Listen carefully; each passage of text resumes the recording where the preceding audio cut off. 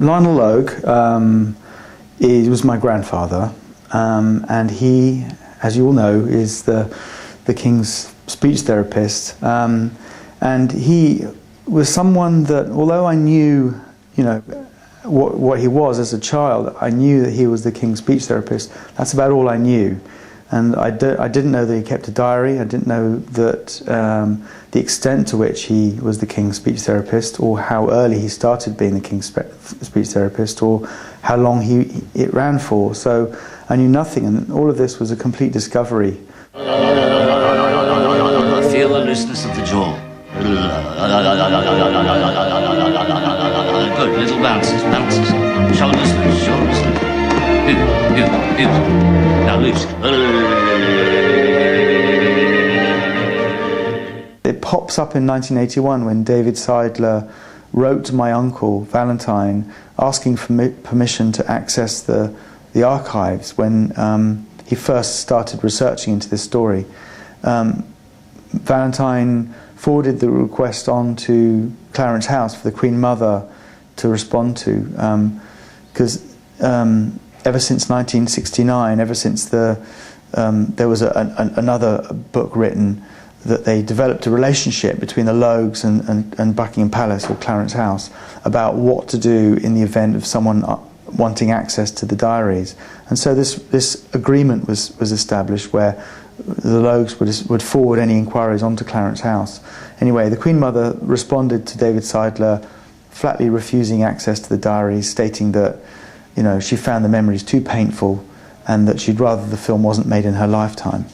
And that's the kind of credo that the Logues followed out of sort of respect to her and to the memory of the King, that they wouldn't allow access to the diaries unless it came with her permission.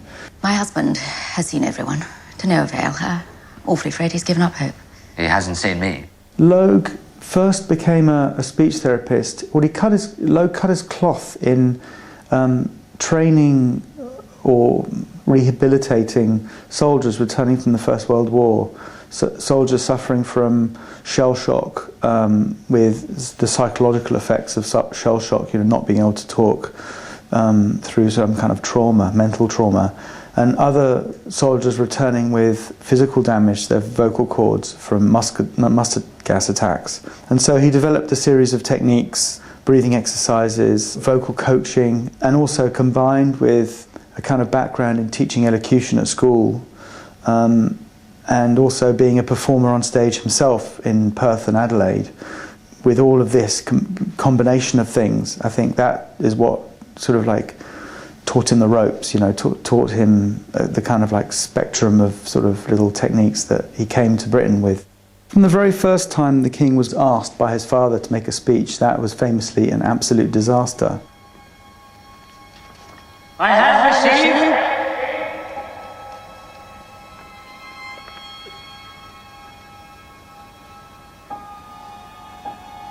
from His Majesty the King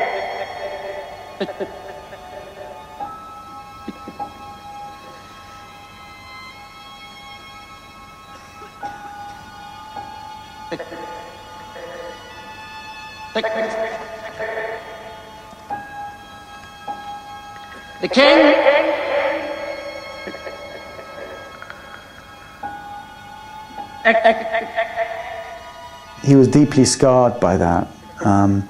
The following speech after that he made at Canberra, which was a great success thanks to Logue's therapy in the months before. Forget everything else and just say it to me. Say it to me as a friend. Later on, when the King starts making speeches on his own, he wrote in his diary, I feel like a father bereft of his son, because there's a sense that he has always been by his side through every speech, and now, his son is confident enough to do them on his own. Logue writes in his diary, as they sat in the study with the fire burning, the King suddenly said, "Logue, I think the time has come when I can do a broadcast by myself, and you can have Christmas dinner with your family." Logue had been expecting this moment for some time, especially since the Home Guard speech. They discussed the matter thoroughly with the Queen. who agreed they should give it a try. So instead of Logue, it was decided that for the first time she and 2 princesses would sit beside the king at the microphone as he delivered the message. "You know, Ma'am, I feel like a father who is sending his boy to his first public school," Logue told the Queen as he went to go. "I know just how you feel," she replied, putting a hand on his arm and patting it. Logue, spending his first Christmas at home for several years, celebrated with a house party. John Gordon of the Sunday Express and his wife were among the guests. Logue was so busy with all the preparations that he scarcely thought about the speech, but at 5 minutes to 3 he slipped off into his bedroom. After saying a silent prayer, he turned on the radio softly, just in time. When the King's voice came through, Logue was astonished at how firm and resonant it was. It was 3 years since he had last heard him speak over a radio, and it sounded much better than Logue had remembered. He was speaking confidently and with good inflection and emphasis, and the breaks between words had all but disappeared. During the 8-minute message, he stopped only on one word, God, but it was only for a second, and when he continued, even more firmly than before. A letter arrives in 1951 from the King. Logue wasn't able to write back because he himself went into hospital for an operation. He returns home after the operation to find the letter unopened and the King dead. And he writes a letter to the Queen Mother at that point saying, "I can't believe that this is the last letter I'll ever receive from the King. The King's letter is in front of me as I write, and I cannot realise that it is the last one I shall ever receive. Since 1926, he honoured me by allowing me to help him with his speech, and no man ever worked as hard as he did and achieved such a grand result." He gets a letter a month later from the Queen Mother saying, just sort of a beautiful letter acknowledging the amount of help and the friendship he's had with the King. "I think that I know, perhaps better than anyone, just how much you helped the King, not only with his speech, but through his whole life and outlook on life. I shall always be deeply grateful to you and all you did for him. He was such a splendid person, and I don't believe that he ever thought of himself at all. I did so hope that he might have been allowed a few years of comparative peace after the many anguished years he has had to battle through so bravely, but it was not to be." And it's just a beautiful bookend to the whole thing.